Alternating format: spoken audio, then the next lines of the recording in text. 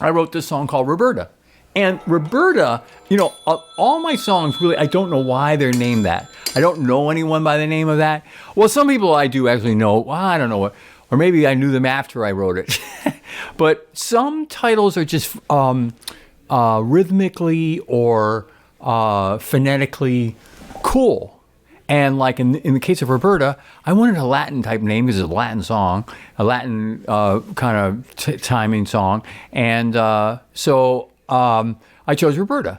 And so it has 4 sections.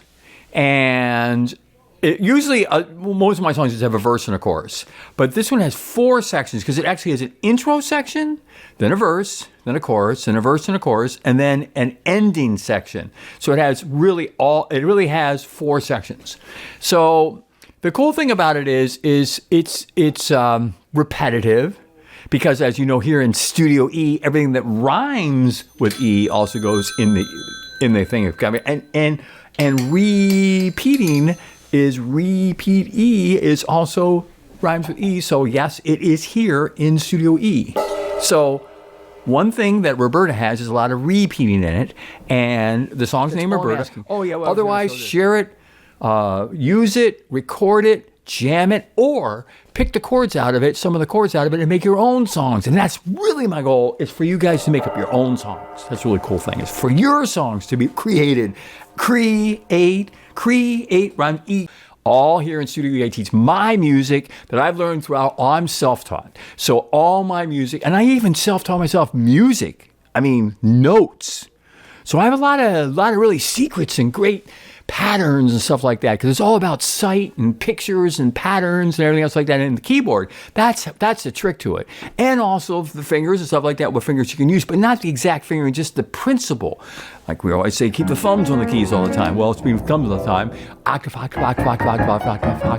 octave in the left hand, and that's the bass player playing whatever letter is supposed to play. And in the right hand, chords and all that kind of stuff. That, and also melody and chords. So that's a lot of responsibility for the right hand. But anyway, so in Roberta, then the intro or the beginning section, the first section before the verse or anything else like that, it is a nice slow climb from E to F to G. And it just climbs right up the keyboard. Then it does another thing still in the letters, and it goes A, B, A, B, A, F. So it goes E, F, G, B, A, B, A, B, A, B, A, F, right? Now, if I fifth that, in other words, my natural finger here, which is, you should be able to see this all online here. My natural finger is, do I have enough light here? Well, I don't know if I do or not. Wherever. My natural finger that falls whenever I have an octave of 1 and 5 on my first and fifth finger in my left or right hand, my second finger seems to always fall in the fifth. I did make up this song around Christmas time. And I was down in the basement playing on the Hammond, actually, with this. And in the right hand, too. Except in the right hand, it's a little bit different angle that you get that fifth. It's not a natural, it's kind of more a natural fourth.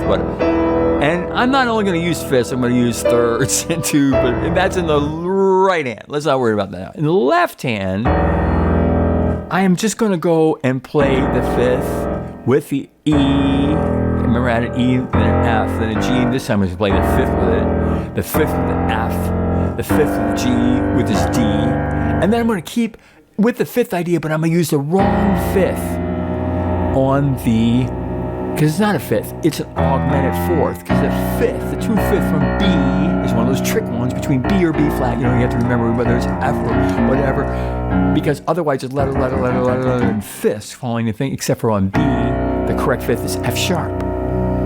So, I have F sharp, right? Not in this one. I'm going to keep it F, which makes it an augmented fourth, or flat fifth. Same thing, augmented fourth, flat fifth, same thing. So I'm going to keep it all in letters, because I'm keeping my left hand all letters with that natural 2 falling. It actually would naturally fall. If I kept it all letters, it would fall on So anyways, I have this E with a fifth, F with a fifth, G with a fifth, A with a fifth of E, then I'm in a fourth with a B, but it's still E with an A, D with a G. There's a fifth. There's the augmented fourth. But listen to the rhythm.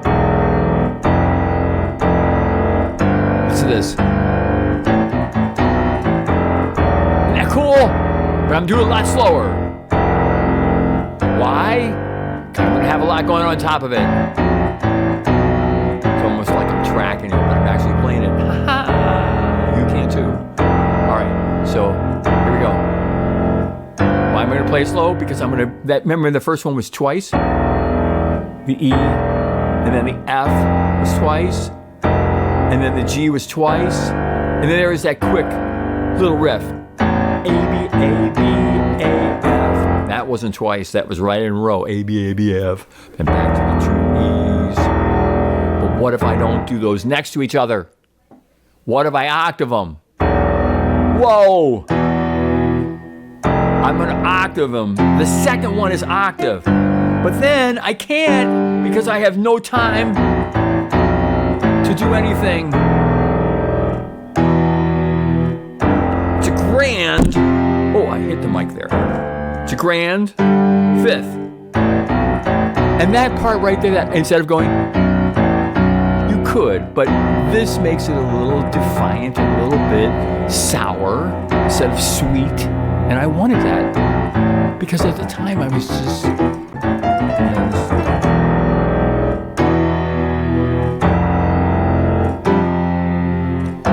what am I going to put against that? Well, from the song, which now, even before this, the main part of this bass line song is just E and F. It doesn't even go up to G or A, B, F. It is just E and F, but it's not solid. It's broken. It's the bottom one to the top one to the middle one, then to the F. There's not two times. It's just E, B, F, C, E. Remember, I'm in the intro. Notice that I'm playing pretty slow because, yes, it's going to switch into the double time. Or we could be in halftime now or switch to regular time. But what is against this beginning part? It is a counter melody that I made up not during this part, but during this part. The double time or regular time. And the line was this.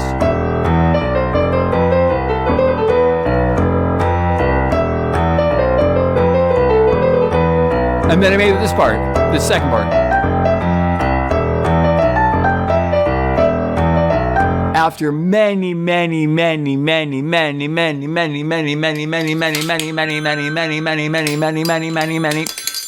song times, I made up.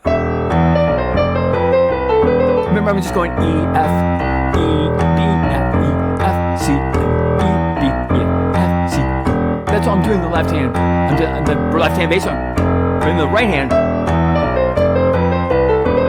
after jamming many things, I don't want to get too far ahead of myself into the verse, which I am there.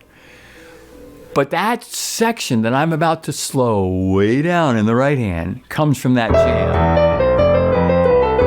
And remember I said there's a second part of it. And what's the second part of it?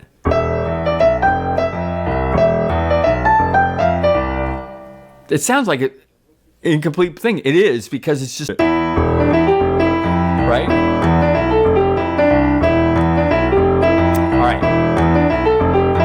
All right. So now check this out. So I'm not going to do it that fast. Remember this part? Listen to this. If I slowed it down.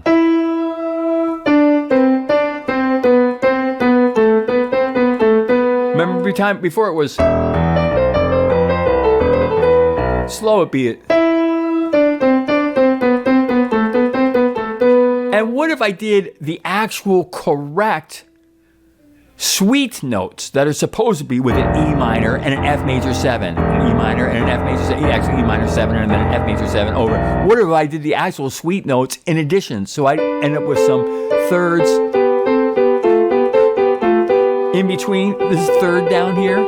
It turns out sometimes it's a third, sometimes it's 2, sometimes the 1, in F, and then in E, I keep always the 5th. I didn't want to go to the C. Why? Because I probably tried it and it changed the character, and actually does change the chord because it's E with a C bass. I'm sorry, C with an E bass. But anyways, I wanted that open E 5th, so I'm not going to ruin it with the C and change it completely. I know I wanted an E, open E5 chord, but then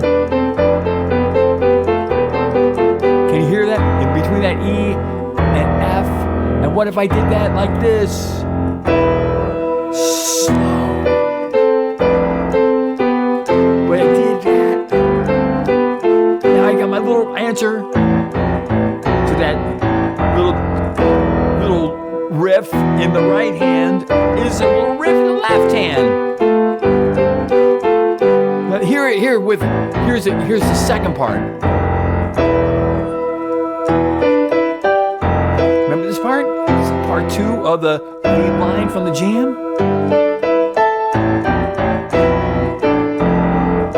Against each other, it does work.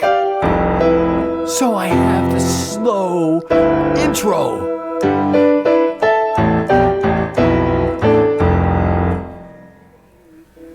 So I have this song here that I have 4 parts to it.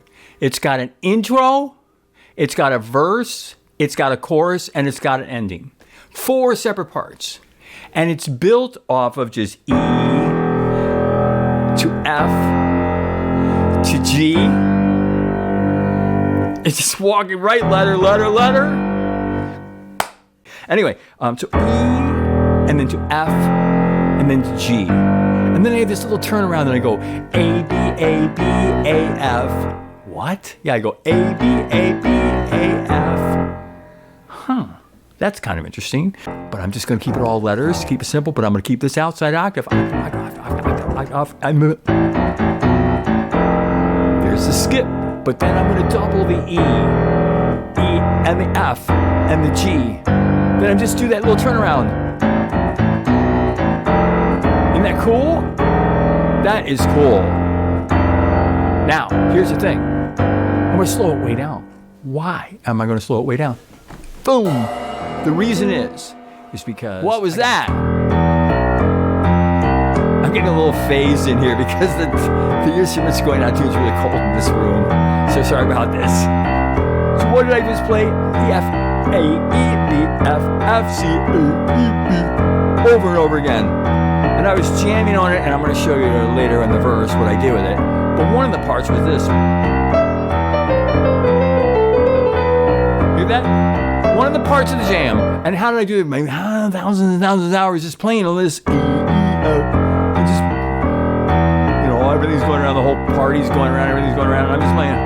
And I get this little motif, this little riff. Alright, so I get this little riff going, cool, and it's really cool. So I'm on that.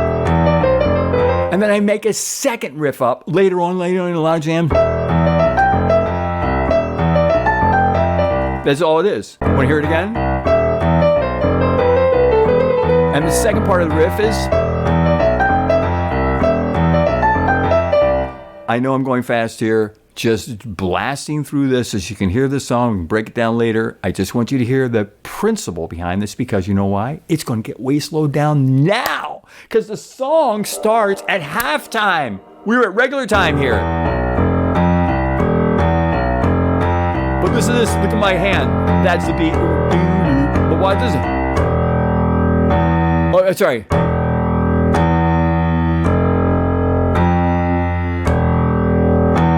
What happens if I slowed it down? And what if I happen to double it?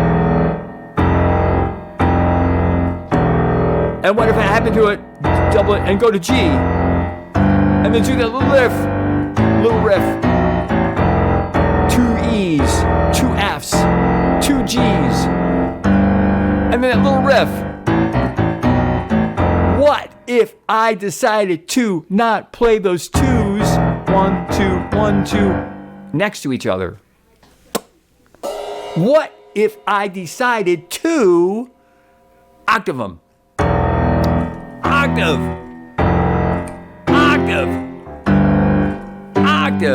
Then the little riff.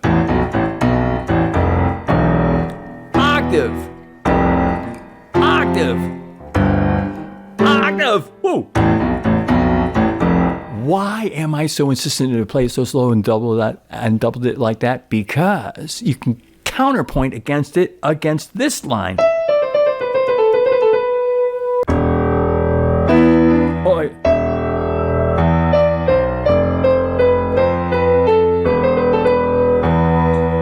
But remember, I'm going to the G now. I'm not going to just say, I'm not playing it broken. I'm playing it solid. And I'm going to the G. And then I'm doing a little riff against this melody. And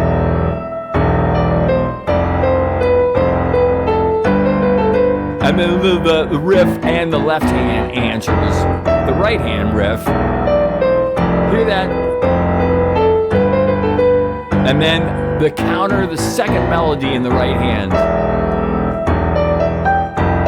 Isn't that cool? Listen to this. The counter is going to happen this time. Same time. And so I have one more thing to do. I have to octave it. Remember the octave part? I went, instead of not next to each other, I went, then the riff, I don't have time to octave, I just have to do the riff. Second octave here, to the second one, F to the second one, F to the second one. And in the right hand, I can use all the sweet notes, all the legal notes, all the notes that are good with an E minor 7 to an F major 7 to an E minor 7 to an F major 7 is what I'm doing in the left hand bass, and that's what it's thinking about, right? So what are some of those notes where there's all kinds of 4s and there's 2s and there's plus 4s depending on your major, or if you're on a minor you're using 4s. So that is some cool things that you can make, and all those notes turn out to be a lot of thirds or sixes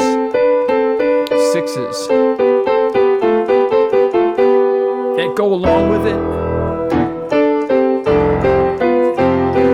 Can you maybe let's play a little sloppy here. Here. See the third? But they're actually 6. They're 6s from the say, Susan played it or whoever played it. That would be fine. Except in just E. Or E, no. You could say, E, I don't want to. Anyways, you could would be not C-sharp. Play my song exactly how I did it and make your own song. And that's what I really want you to do, is for you to write your own songs. That's the main goal here.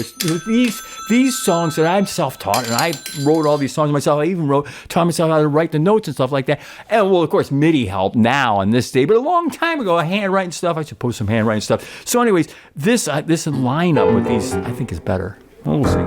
But anyways, these thirds, these 6, they're 6, and they, except for an E, it's a 5th. Because I didn't want, if I put it to C, it's C with an E bass. I didn't want that. And then if it was at C sharp, it could be either an E, C, or it could be an A with a C. Anyways, there's all those common tones right there. Common tone. I love saying common tones. Anyways, but I made a lot of 6 in that line, and also in the second part. Sometimes I keep a 5th. I think in the upper line, on the second line, I always keep the 5th. I always keep a 5th and an octave around that. But the cool thing is this octave on the second one, instead of going this right next to each other, to do that jump, and then that riff against the right hand guitar part. Here's the riff in the right hand guitar. Here's a riff answering it in the left hand. And remember, here's the riff in the right hand. There it is. Here's the riff in the right hand. And here's the second part of the right hand. And here's the riff. And kind of riff. That's kiss each other. And